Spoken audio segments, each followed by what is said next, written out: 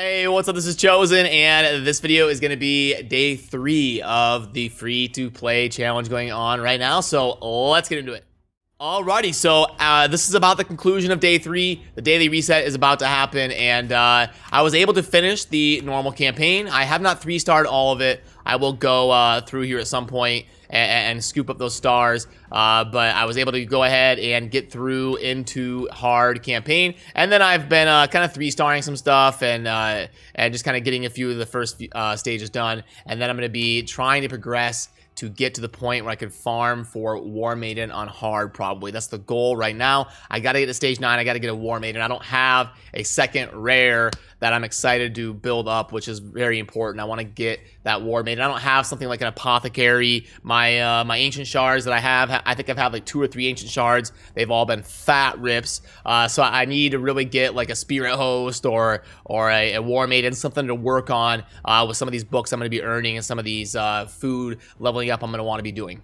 And this is the Kale, my starting champion as of day 3. If you want to compare it to the stats or anything and see what's going on, 16k HP, about 1500 attack, 133 speed, 40 accuracy, 70 crit rate is kind of the important ones. But yeah, we're just going with the 4-star or the 4-piece lifesteal and then the offense set. I'm going to want to switch that up a little bit. The helm is really crappy. I'm going to be getting my 4th 4-star life steal piece here at the daily reset when I start to get another piece coming through for a reward that you get in kind of the early days when you're logging in for daily rewards. So that'll be a definite upgrade, and then that'll help me push a little bit.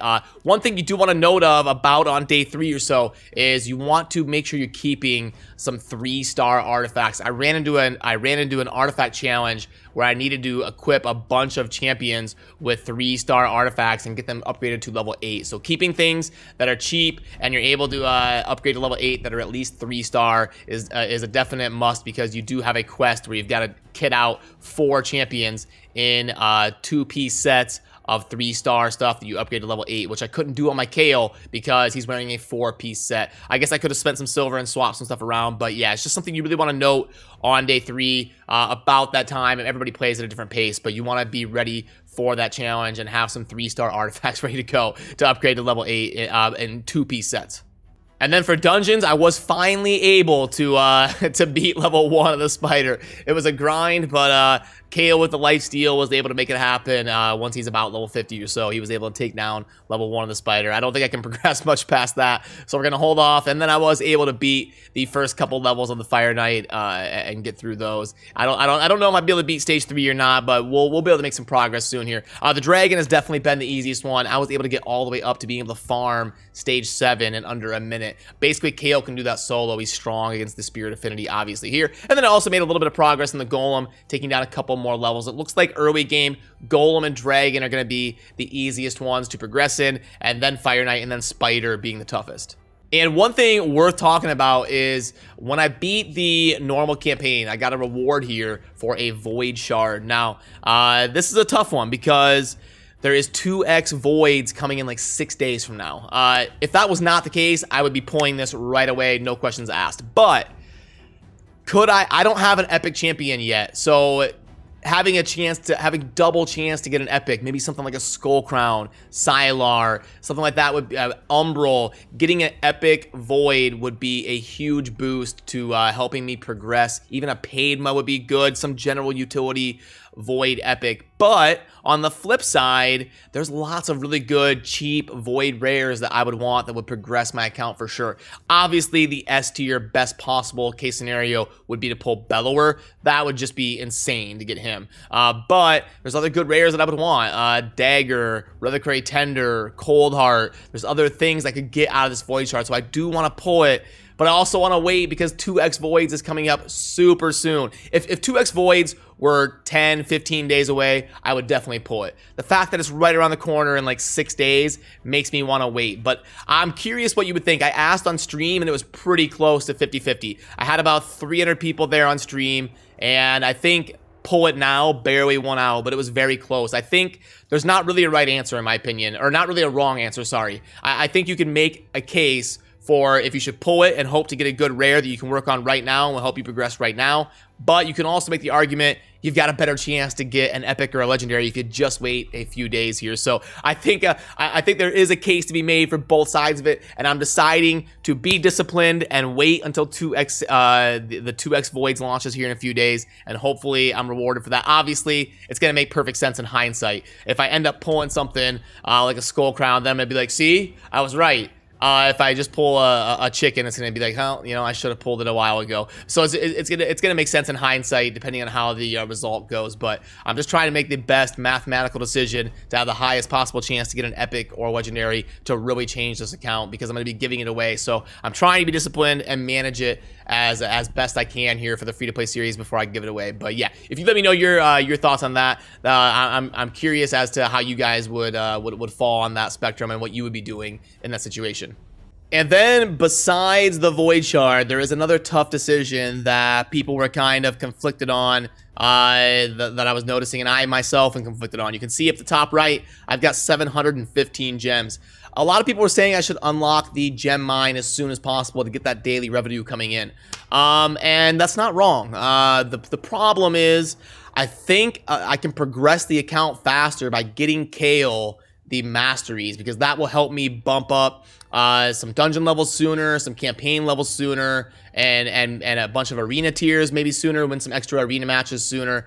The gem mine, if you're curious, takes about 100 to 120 days to pay for itself. I mean, remember, I'm only getting level 1. I'm not going to have a maxed out gem mine if I spend these 500 gems. So it's going to take a while. It's going to take months until that investment actually comes through and I get a noticeable difference on my account. So yeah, it's a tough one, because I think I can get enough gems to level up the Kale within a few days here, especially if I get some rewards from challenges and quests and stuff, and I can make that happen. So I'm leaning towards getting the masteries. But yeah, if you guys have any input on the gem mine and the Void Shard, what you would have done in my situation, I do enjoy hearing your perspective as well on that. That was something else that I remember came up in terms of thinking what I should be doing with some of these gems, because they are kind of hard to get on a free-to-play account, so you got to be kind of careful about how you spend them. And I was leaning towards saving them for the Kale masteries.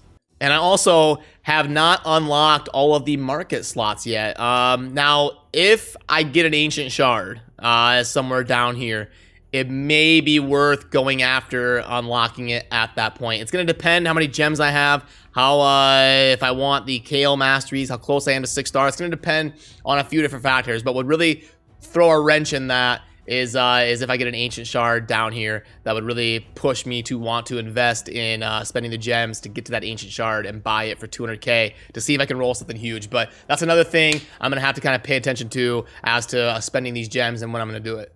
And then also, a huge shout out to RAF Chofly. I have no clue who this is, but hey, they're even online right now. They're killing it. They got me a little bit of energy. I'm going to wait to collect this 3 days of XP, try to manage that efficiently. And if they can get to level 30 and get me a Void Shard, hey, I mean, RAF, keep killing it. I appreciate this. I copied this referral link, posted it in stream, just randomly in case anybody wanted to do it. And I was lucky enough, no one claimed it in the chat and said they were going to be doing it. So I don't know who this is. But hey, thank you for playing on the account and leveling this stuff up. If you're doing a free-to-play account, this stuff is huge. If you can get friends to at least, you can get to level 30 within a few days, to at least get you some energy, some XP, and a Void Shard can really help you, especially on a free-to-play account. And yeah, now as I look at this, I do remember I pulled a pig sticker. I did have another Ancient and got a pig sticker. I hear that she has good multipliers and can do some decent damage, but I mean, come on, I'm not gonna have any gear to take advantage of good multipliers. I need support or some sort of progression type champion. Like the heal reduction A1 could be handy for the spirit keep and strong against the spirit affinity, so it could be handy there. But in terms of the A2 decreasing max HP and the A3 here decreasing max, I mean, the pig sticker is just not somebody that's gonna make sense for me to go ahead and invest books in and build. So I'm gonna be using that as a 3-star chicken pretty soon here. As soon as I get a rare to build up, it's probably going to be War Maiden. I'm gonna try within day 4, day 5. I'm gonna try to get me a War Maiden, get to that spot and farm it up. lots of RNG required. You're about 0.5 to 1%, somewhere in there. So somewhere between 1 and 200 runs to get your War Maiden. I've seen people have bad luck and see it take 400 or 500 runs though. So you just gotta cross your fingers and hope that War Maiden drops when you're grinding for it. And then in conclusion here, I will pull up the sheet just in case you wanted to take a look at that. I'm going to be chronicling every single day to keep a good order of exactly what was happening in terms of progression. And I have done a video for every day 1, 2, and 3 because I felt like there was enough to talk about early on here. We may start consolidating some days for a video. Like we may do days 4 and 5 into one video, or we may do days 6, 7, and 8 into one video. You know what I mean? We'll kind of play it by ear, and when I feel like I've got enough to talk about to make a 8 to 12 minute video, that's when I'll go ahead and crank out a video, and then I'll link to it on the right side of that sheet there. And then I'll also start linking to the sheet down below in case anybody wants to pull it up and follow the exact numbers of what the progress that is going on. So yeah, it's been fun so far, and hopefully out of this void shard here in a few days, we're able to get something big and make it happen. Get like a bellower or something would be a huge boost. So yeah, as always, thank you for watching. Have a good rest of your day. Peace.